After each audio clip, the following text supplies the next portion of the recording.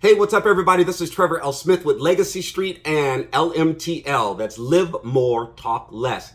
If you have a dream or goal, something you want to accomplish, go out and live it. Don't just talk about it, right?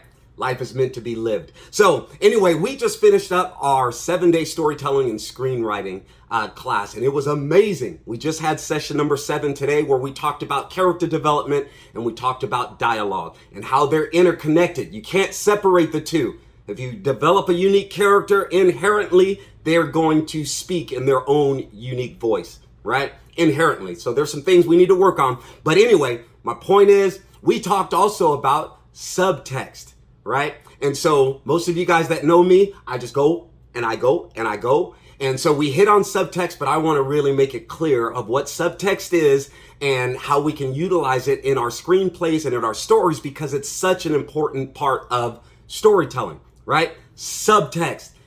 We don't often say what we think, what we mean, what we want to say, what we need to say. As a matter of fact, most often, or more often than not, we don't do those things. We say something else instead of, all right? And that's what subtext is. It's the underlying meaning or the underlying message, what you're trying to communicate versus the words that you are speaking. You know, you have, because I'm just saying this because if a woman does this to you, you're in bad shape. You can see it all over her face. She's mad. She's angry. She's hot. And I don't mean in a hot way. I mean, she's hot, fired up, right? We all do it. But if a woman does it to you, tread lightly. What's wrong with you? You okay? I'm fine. Danger, danger. Are you sure? You don't look fine. Is everything okay? I'm good. Aha, you in trouble. You in trouble, because that's all subtext. She's not saying what she wants to say or needs to say, not what she's thinking, not what she's feeling. She just says, I'm fine. That's subtext, as simple as that. And so here I am, after the class, I'm thinking, dang, I wish I would have said this, or I could have said this, but I didn't. That's also something, this is a little side note in regards to your dialogue.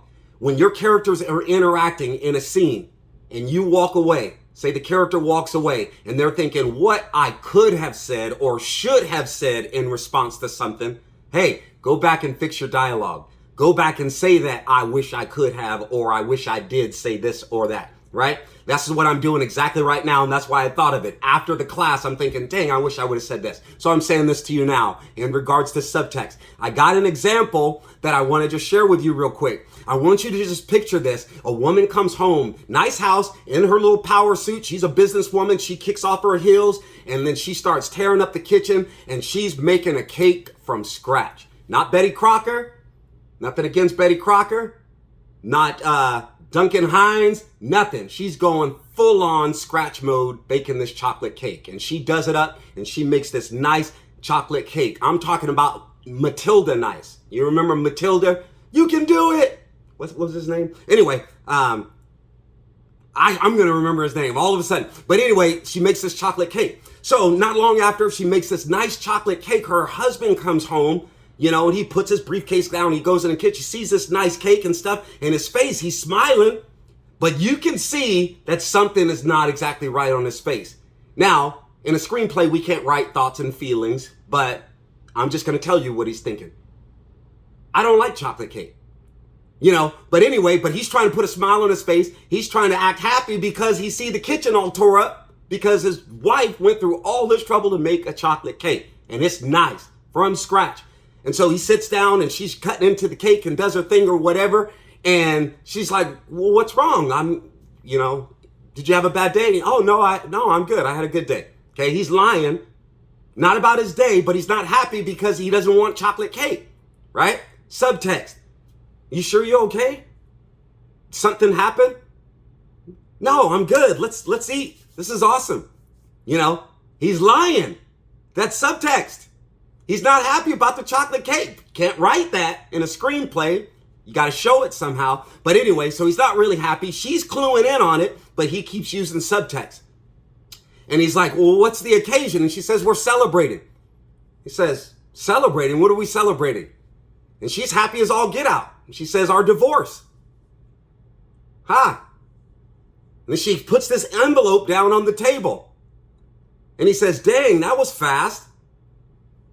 Wow, see? Dang, that was fast. And she's like, what do you mean? Divorce papers? She's like, no.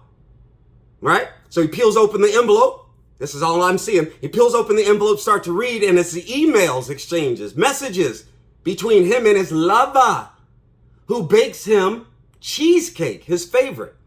So through all of that, notice what he said. Puts the envelope down. He's thinking in his mind, those are divorce papers. And he doesn't say, are those divorce papers? He says, that was fast. Subtext, right? And so they respond according to that. And then she slaps down an envelope with divorce papers. It's an example of subtext. Not saying directly what you mean, because people often don't do that. Here's the problem with me. Remember our characters, we did in our very first session, do a character development on yourself. My character, I have very little subtext. I just go, and I say it because I'm so busy. I just want to get right to the point, and move on.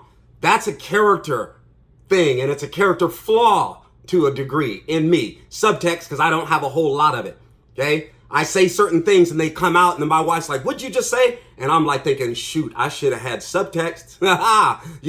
Anyway, the terror, fear of God rises up when she gives me those moments. What? Did you just say? No, honey. No.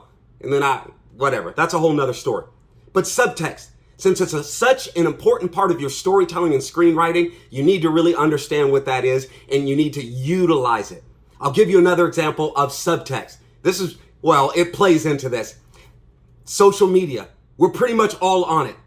People post their messages and they do this. Someone posts the initial message. The creator in this thread posts the initial message. Someone else misunderstands parts of that message and they respond to that misunderstanding of this person's initial post. Next thing you know, guess what's going to happen? You got people now commenting not on the original post, but they're now commenting on the messages that other people are leaving based on other people's understanding or misunderstanding of what was said. This person could be like, no, that's not what I meant. That's not what I was trying to say. But now they're going off of things that other people are saying in response to what they thought this person was trying to say. And before he could correct anything, there's this whole going back and forth. When the person originally who posted is now saying, that's not what I was trying to say. That's why it's good to have subtext in your stories, because this tension is created from subtext.